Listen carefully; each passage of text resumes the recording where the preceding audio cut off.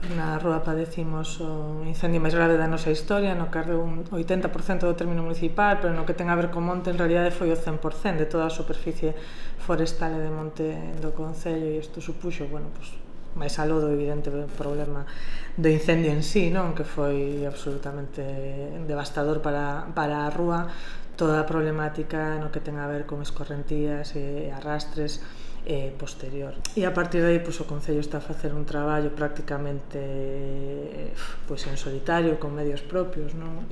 No que o Servizo de Augas Municipal está a facer un sobreesforzo para evitar, sobre todo, que esas correntías que son inevitables e que chegan as captacións porque non hai forma de paralas, que polo menos non entren na nosa rede de abastecemento.